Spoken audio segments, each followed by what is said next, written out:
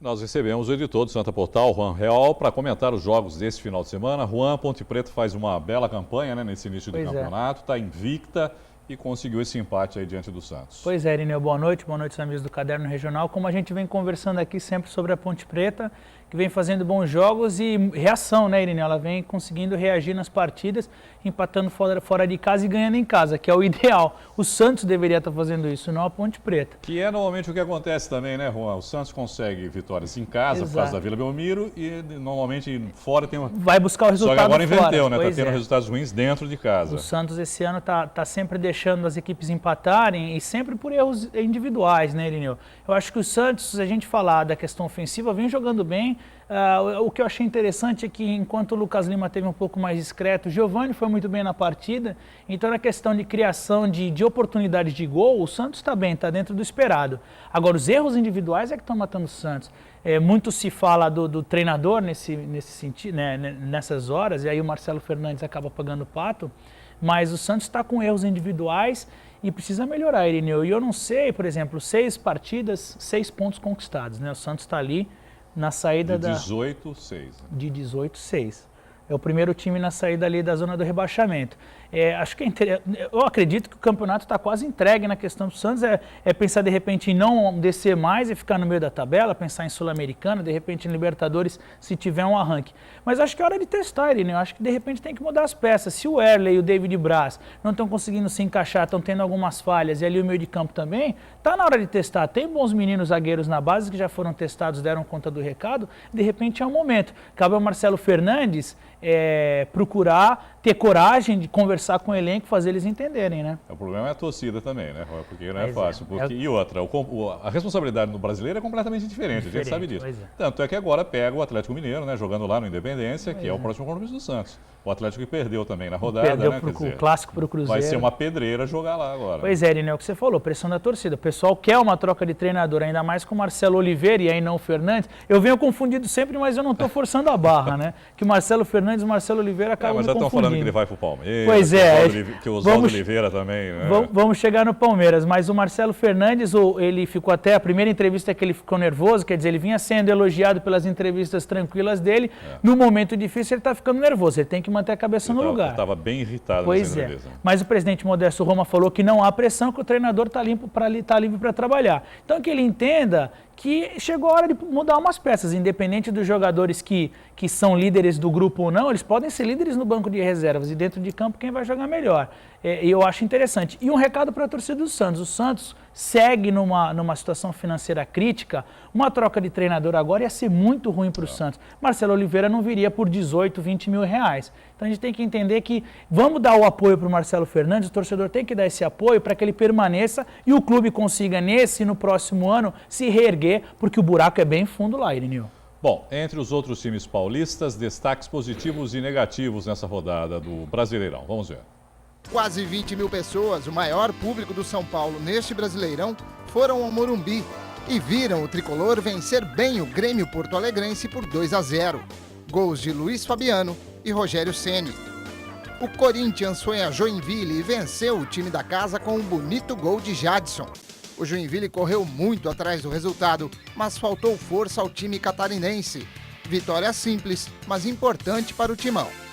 O Palmeiras também foi a Santa Catarina, mas não teve a mesma sorte. Mais uma vez, o Figueirense se mostrou poderoso no Orlando Scarpelli e Carlos Alberto abriu o placar. Com um chute forte de fora da área, Gabriel empatou o jogo. Mas Thiago Santana aproveitou bem o cruzamento e definiu a derrota palmeirense por 2-1. Bom, Juan, os times paulistas ainda estão oscilando, né, no Campeonato Brasileiro. Pois é, Irineu, acho que quem vem melhor mesmo é o São Paulo, né? O São Paulo vem como costuma fazer, conquistando os pontos que precisa conquistar. Dos paulistas é o melhor. Palmeiras sufoca, o Santos a gente sabe que não está bem, e o Corinthians respirou um pouco, mas São Paulo é o que está melhor mesmo. Bom, e a Ponte Preta. O São Paulo com a estreia do seu xará, né? O Juan Carlos Osório, que é o novo técnico e que aparentemente agradou. Pelo menos nas entrevistas que eu ouvi aí, o Rogério Ceni elogiando, o Luiz Fabiano elogiando. Pois é. Não sei se é para fazer uma média também, claro, né? Porque o técnico está chegando agora. Mas aparentemente agradou o sistema de trabalho que ele está tentando implantar no São Paulo. Né? Pois é, o São Paulo vive um drama de treinadores há certo tempo. Até quando voltou o Muricy Ramalho, que é ídolo da torcida, não deu certo. Então acho que os jogadores eles também estão querendo apaziguar ali a situação.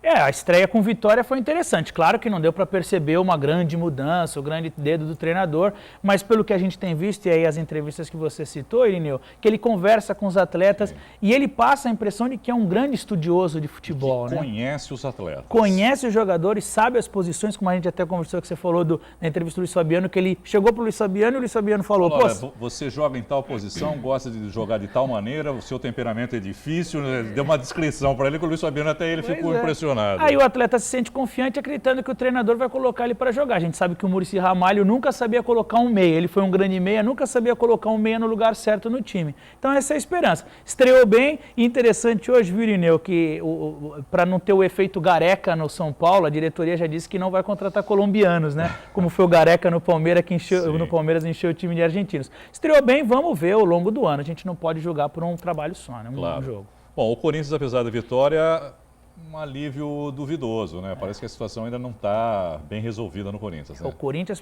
segundo o próprio treinador, o Tite, precisava dessa vitória independente do futebol. E nós vimos um futebol bem complicado. O segundo tempo foi um massacre. Se não fosse o Joinville, que tem 1 ponto em 6 jogos, acho que teria perdido o Corinthians. O time teria virado, porque estava na casa do adversário, pressão total. O Corinthians segue desarrumado, muitos problemas. Elias, que está na seleção, mas com esse problema de renovação de contrato, saída de Guerreiro e Emerson Sheik, ruim.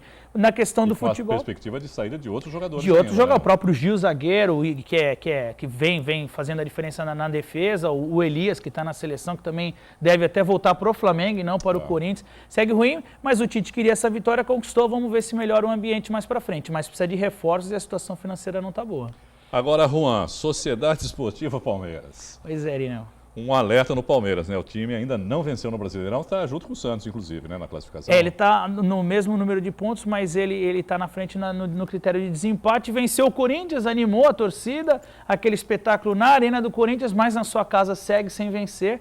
Veio de um empate com o Internacional, agora essa derrota para o Figueirense, com um gol de Carlos Alberto, que é aquele Carlos Alberto que o torcedor lembra que foi campeão mundial pelo Porto, esse Carlos Alberto, que jogou no Corinthians, Vasco, marcou gol. Situação do Palmeiras muito ruim, alguns portais da internet dizem que o Oswaldo de Oliveira não deve permanecer nem no jogo do fim de semana contra o Fluminense. Até porque o Marcelo Oliveira, que você citou, está no mercado. E o Alexandre Matos, o gerente de futebol do Palmeiras, estava no Cruzeiro com o Marcelo Oliveira. Uma situação ruim para o Oswaldo de Oliveira, vive aí bem pendurado, Irineu, e o Palmeiras não acerta. 22 reforços no ano, está bem complicada a situação.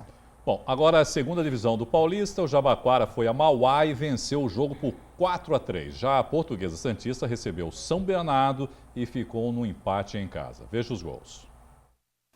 O visitante sai na frente, Washington ajeita de peito para Júlio César, que dribla o marcador e bate no canto. São Bernardo 1-0. A Briosa consegue o empate somente aos 49 minutos da segunda etapa. Ricardinho aproveita a falha de marcação e finaliza. Final em Eurico Mursa, Portuguesa Santista 1, São Bernardo 1. No próximo domingo, a Portuguesa enfrenta o Jabaquara, que goleou fora de casa neste fim de semana. O mauaense saiu na frente com Lucas Gomes.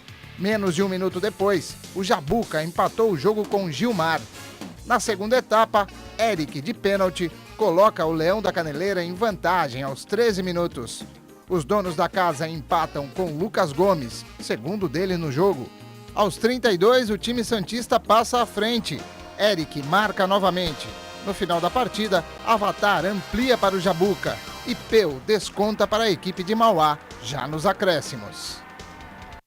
Uma bela campanha também do Jabaquara, né, no campeonato, né, Juan? Foi a 5ª vitória consecutiva, é isso? 5ª vitória consecutiva do Jabaquara, a 6ª na competição. Não fosse aquele jogador mal inscrito que fez o Jabaquara perder 3 pontos, ele era o líder do grupo hoje. O Jabaquara é uma campanha fantástica, Irineu, tem uma folha salarial reduzida e fazendo uma excelente campanha. Vamos ver agora contra a Portuguesa, nesse clássico que está por vir no fim de semana, como é que fica. Mas o Jabaquara de parabéns, o técnico Axel fazendo excelente trabalho, tem tudo para conseguir a classificação para a próxima fase, fato que não conseguiu no último ano. Classificam 4 nesse grupo. São 3 grupos, classificam 4 de cada grupo. Ainda tem bastante competição. Mas, grandes chances aí, tanto para a Portuguesa quanto para o Jabaquara, então, se classificarem. Sim, né? Porque eles estão ali entre os Mesmo 4. Mesmo esse vacilo da Portuguesa jogando em casa, né? Pois é, Irineu. Se por um lado lá na Caneleira está tudo dando certo, aqui próximo da Santa Casa, aqui na Vila Belmiro, né, ali no Uricumurça, tá ruim a situação. A Portuguesa vinha de uma derrota por 3-1 em casa, e depois goleou com a reestreia do Rodrigão, mas voltou para casa e empatou, só que o empate foi no finzinho do jogo, segundos antes do árbitro dar o apito final. Ricardinho, veterano, que tem... Lembrou o time do outro lado do canal, né? Pois é, exatamente, o Santos. Só que empates aí, pois é, e o São Bernardo, o EC São Bernardo, vale lembrar que são 2 São Bernardos aqui em São Paulo, um é o Esporte Clube São Bernardo e tem o São Bernardo Futebol Clube, esse na primeira divisão. O EC São Bernardo é líder do grupo e a Portuguesa acabou ajudando o Jabaquara, que ele deu uma chegada ali no topo da tabela para disputar a primeira posição. A Portuguesa precisa melhorar, o técnico Serginho já um pouco questionado, porque os torcedores da Briosa acreditam que ela não tem que ser tão defensiva, com 3 volantes ali durante a partida, em casa tem que jogar mais ofensiva, mas foi uma lição, empatou no finzinho do jogo, mas quase perdeu. Precisa ser revisto também ali a forma como a Portuguesa está atuando em Uricumurça. Você diria que no Clássico das Praias, o Jabaquara entra como favorito jogando lá? O jogo é na Caneleira, né? Na Caneleira, joga em casa, né? Então acho que ele é total favorito, mas tudo pode acontecer, né, Irineu? A gente sabe que a segunda divisão é muito difícil você apostar numa equipe. O Jabaquara vem fazendo algo que é um pouco raro na segunda divisão, uma equipe conseguir tantas vitórias seguidas, porque é sempre uma partida fora em casa. Então o Jabaquara vem fazendo a diferença. Vamos ver, porque os dois estão bem ambientados aqui no litoral, né? Jogando na altitude zero. Sábado o jogo? Que dia é o jogo, Vá? O jogo é no domingo, 10 da manhã, mas lá na Caneleira. Na Caneleira. Na Caneleira. Mas tem VT completo aqui a 1 da tarde. VT completo a 1 da tarde, como a Santa Cecília sempre faz com as partidas lá na Zona Noroeste. Beleza, então se por qualquer motivo você não puder assistir, depois acompanha o VT completo aqui na Santa Cecília, a 1 da tarde. Bom, nesse final de semana teve jogo da seleção brasileira também. O time de Dunga venceu o México por 2-0 no amistoso de preparação para a Copa América. Esse já é o grupo que vai para a Copa América, Juan? São os convocados para a Copa América, com alguns daquela lista de 7 jogadores, que a Conmebol ela pede uma lista de 30 atletas, então são os 23 convocados e outros 7, entre eles até o Felipe Anderson, que entrou no decorrer da partida. Ele não está convocado para a Copa América, mas está sendo testado nesses amistosos. O Brasil, Irineu, jogou bem, sem o Robinho, a principal estrela, que a gente já vai falar dele, mas conseguiu fazer o resultado. Sem o Neymar, né, também. Desculpa. Na verdade, o Robinho estava até machucado, sem Neymar. É que eu confundi os craques santistas. Com certeza, 2 craques. 2 craques. O Diego Tardelli, que não marcava gol há muito tempo, marcou. Isso tudo está funcionando muito bem para a seleção. O que chama um pouco a atenção, acho que é 2 jogadas individuais, né? 2 jogadas individuais. Não são gols de conjunto da equipe, não. né? Em 2 lampejos de 2 jogadores. Saíram o gol, Tudo né? bem, valeu, 2-0, é gol também, mas né, não é exatamente aquilo que a torcida espera, às vezes, de jogo. Tanto é que estava sendo vaiado, né? Sim, o segundo tempo foi muito ruim. Começou a vaia lá no estádio do Palmeiras, aí conseguiu marcar o gol, foi o que deu uma acalmada. E o segundo tempo foi bem abaixo, né, Irineu? Mas assim, o Dunga chegou na nona vitória consecutiva, não perde, a equipe chega confiante para a disputa da Copa América, mas é o Dunga, ele não é treinador, só que ele é um grande motivador do elenco e ele conquista resultado independente da qualidade do futebol. E claro, acho que a qualidade ficaria um pouco melhor com o Neymar em campo. Mas eu gostei muito do Felipe Coutinho, o Dunga trouxe ele para a seleção, foi bem, fez bem ali o papel. a seleção B do México também, né, Juan? Sim, a seleção México se preparando também não trouxe seus principais nomes. Porque o México disputa como convidado a Copa América, é isso? Como a Conmebol sempre faz, né? Sempre tem uns países convidados para completar. Eles disputam a Libertadores como convidados, agora na Copa América eles também são convidados, aí tem outra seleção que está disputando a Copa Ouro lá deles, né? Teve um certo ano que o Brasil perdeu a final para Honduras e Honduras era convidada, né? Como até vai ser o amistoso do Brasil. Vale lembrar que o Brasil tem um amistoso na quarta-feira, né, Irineu? Quando que o Neymar vem? O Neymar já chegou hoje no Brasil, ele vai se apresentar direto em Porto Alegre, veio até num jatinho, andou postando umas fotos aí nas redes sociais, o jatinho que tinha as iniciais dele. Ele ainda estava em São Paulo treinando. Sim, vai viajar agora à noite, aí ele vai se encontrar direto com eles lá. O Brasil joga na quarta-feira, 10 da noite, contra Honduras, nesse último amistoso antes da Copa América. Honduras esse ano não está convidada para a Copa América, está a Jamaica como convidada, além do México, né? Jamaica também outra seleção convidada.